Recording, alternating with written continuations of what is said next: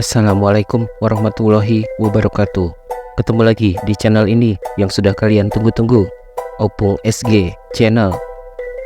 Di balik kesuksesan para artis tanah air, ada kisah perjuangan yang tidak mudah untuk dilalui, seperti yang pernah dialami 6 artis terkenal berikut ini. Sebelum mencapai kesuksesan, mereka harus melakukan pekerjaan menjadi pembantu rumah tangga demi mencari nafkah. Dengan gaji yang terbilang kecil, mereka tetap bersabar dan giat bekerja sampai akhirnya muncul kesempatan untuk menjadi salah satu pelaku dunia hiburan. Pelan-pelan nasib mereka pun berubah hingga dikenal banyak orang. Berikut ini adalah keenam artis tersebut. 1. Cinta Penelope. Artis cantik Cinta Penelope mengaku pernah bekerja sebagai pembantu rumah tangga karena terpaksa setelah ia meninggalkan rumah orang tuanya. Bahkan Cinta Penelope masih mengingat nama majikannya kala itu. Cinta Penelope mengaku dulu sempat menjadi pembantu rumah tangga selama 2 tahun di Jambi, di mana ia bekerja di rumah Ibu Neni dan Pak Yanto sebelum terjun menjadi artis. Kalau misalnya teman-teman di sini mau tahu, sebelumnya aku pembantu rumah tangga. Aku sama seperti kalian, tapi aku punya cita-cita dan berusaha seperti saat ini menjadi artis, ungkap Cinta Penelope di hadapan ratusan calon TKI pada Minggu 29 Juli 2012 silam. Pelantun lagu Keong Racun ini tak malu mengungkapkan masa lalunya yang pernah menjalani pekerjaan kasar. Aku mulai dari nol jadi pembantu, musisi jalanan, jualan kue, dan di situ aku masih sempat syuting sambil bikin kue, jelas Cinta Penelope. Rupanya Cinta Penelope pernah mendapat pengalaman yang tak mengenakan selama bekerja menjadi pembantu.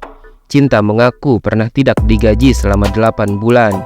Beruntung nasib Cinta Penelope akhirnya berubah berkat kerja keras dan ketekunannya, hingga akhirnya ia bisa menghasilkan banyak uang berkat kemampuan akting dan bernyanyi. 2. Elly Sugigi. Elly Sugigi dikenal sebagai artis yang benar-benar memulai karirnya dari bawah. Kisah hidupnya pun tak ubahnya seperti drama sinetron. Artis kelahiran Jakarta 16 Oktober 1971 itu sempat mengungkapkan bagaimana kerasnya perjuangan hidupnya untuk bisa keluar dari himpitan ekonomi. Tanpa merasa malu, Elly Sugigi terang-terangan mengaku pernah menjalani pekerjaan sebagai pembantu rumah tangga untuk menutupi biaya hidup dirinya dan sang anak. Apalagi saat itu, suaminya hanya seorang pekerja serabutan, hingga membuat Elly Sugigi harus berhutang sana-sini. Elly Sugigi mengakui hidupnya memang begitu susah kala itu sebelum ia terjun ke dunia artis. Nasib Elly Sugigi mulai berubah ketika ia ditawari menjadi koordinator penonton untuk mengisi acara-acara televisi yang membutuhkan audiens.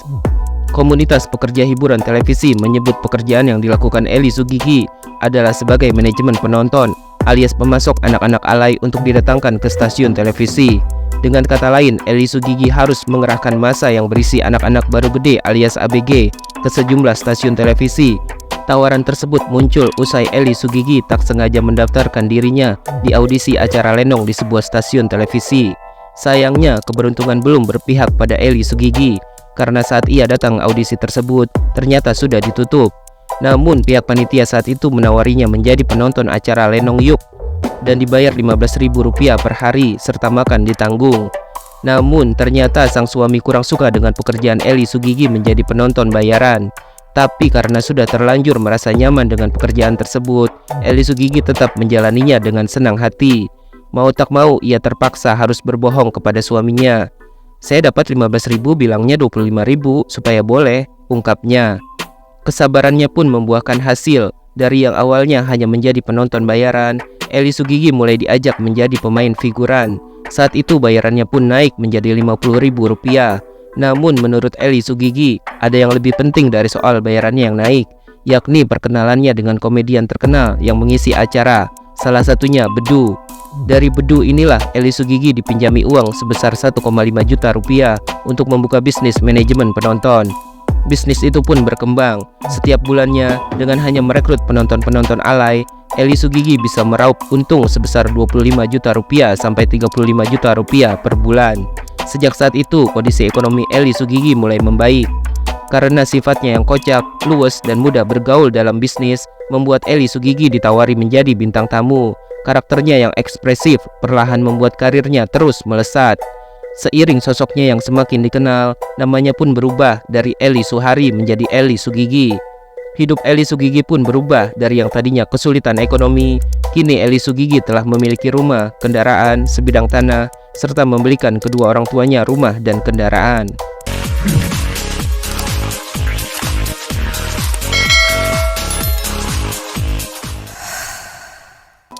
3. Evi Masamba. Evi Masamba yang kini dikenal sebagai seorang penyanyi dangdut bersuara emas, ternyata pernah melakoni pekerjaan menjadi babysitter hingga pembantu rumah tangga demi bisa menyambung hidup. Semua kerjaan pernah aku lakuin, pernah jadi babysitter, jadi pembantu juga pernah, jual baju bekas juga pernah. Mau gimana lagi, biaya hidup di kampung kalau nggak nyari duit kita nggak makan, ungkap Evi Masamba saat berbincang dengan Nikita Mirzani pada 5 Februari 2020 lalu. Evi Masamba mengaku sejak kecil sudah tinggal bersama sang nenek. Bersama sang nenek, Evi merasakan betapa susahnya kehidupannya dulu.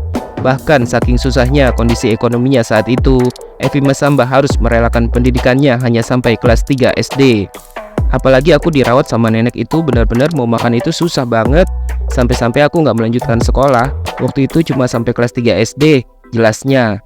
Evi kemudian mencoba jadi penyanyi dari panggung ke panggung di acara orang, di mana bayaran yang pertama kali ia terima kala itu tak lebih dari Rp35.000. Namun bagi Evi itu sudah angka yang besar karena bisa memenuhi kebutuhannya untuk makan. Dulu 35.000 tahun 2007 atau 2006 kalau nggak salah. 35.000 itu udah luar biasa banget, udah bisa makan zaman dulu, katanya. Perjuangan Evi Masamba hingga bisa berada di titik sekarang rupanya dimotivasi oleh keinginannya untuk membuktikan kepada sosok ibu yang sudah meninggalkannya selama 16 tahun bahwa tanpa sang ibu dirinya baik-baik saja. Niat aku untuk ikut kompetisi itu karena aku pengen ngasih tahu ke mama bahwa aku sama adik baik-baik aja, karena kan mama ninggalin aku selama 16 tahun kalau nggak salah, jelas Evi Masamba. 4. Duo Sabun Colek. Personil duo Sabun Colek, Dina dan Windy, tak malu untuk menceritakan masa lalu mereka yang pernah bekerja sebagai pembantu rumah tangga pada tahun 2009 silam, sebelum terjun menjadi biduan dangdut. 2 tahun setelahnya, Dina dan Windy memutuskan untuk bekerja menjadi tenaga kerja wanita atau TKW di Hong Kong, demi bisa mendapatkan gaji yang lebih tinggi. Hingga akhirnya mereka bertemu dengan seorang produser musik yang mau mengorbitkan mereka menjadi satu grup sebagai duo Sabun Colek pada tahun 2013. Nama duo Sabun Colek sukses dikenal masyarakat luas, bahkan sempat menjadi nominasi Anugerah Musik Indonesia atau AMI Award untuk duo atau grup atau kolaborasi dangdut atau dangdut kontemporer terbaik. Sayangnya takdir berkata lain. Di tengah sedang menikmati masa kejayaannya, Windy menghembuskan nafas terakhir karena sakit pada tahun 2015. Akhirnya Dina memutuskan untuk bersolo karir. 5. Farida Nurhan.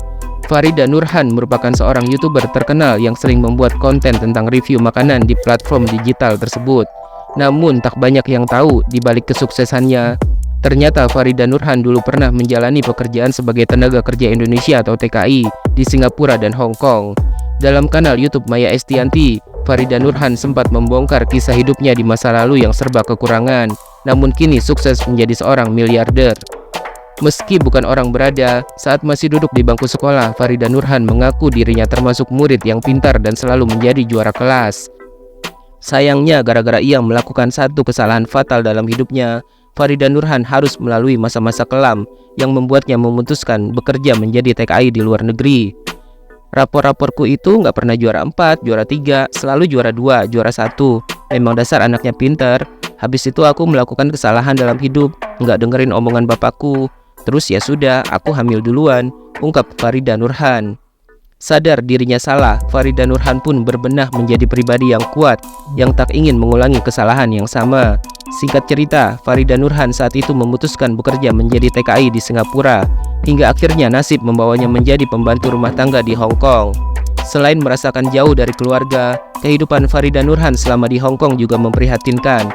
Farida pernah sampai tidak berani beranjak kemana-mana dan menahan buang air karena takut bayi yang dijaganya terbangun dari tidur. Rumah majikannya saat itu dipantau oleh CCTV 24 jam, sehingga Farida Nurhan tidak berani melakukan kesalahan sekecil apapun. Akibat sering menahan buang air, Farida Nurhan pun sampai mengalami lumpuh di sebagian tubuhnya, yang membuatnya tidak bisa bergerak dan berjalan selama 2 bulan. Beruntung saat itu majikannya mau mengurus Farida selama sakit. Nggak tahu kenapa badan aku panas, nggak bisa gerak. Musim dingin itu di Hong Kong. Tiba-tiba aku nggak bisa jalan, badan aku lumpuh setengah. Ginjal, tenang Farida Nurhan. Semua gaji yang didapatkannya selama menjadi TKI digunakan Farida Nurhan untuk membangun rumah orang tua dan anaknya di Lumajang. Farida kemudian mencari peruntungan baru dengan merantau ke Jakarta. Nasib baik pun berpihak kepadanya. Farida Nurhan kini dikenal sebagai miliarder sukses, memiliki banyak aset mulai dari apartemen hingga mobil mewah.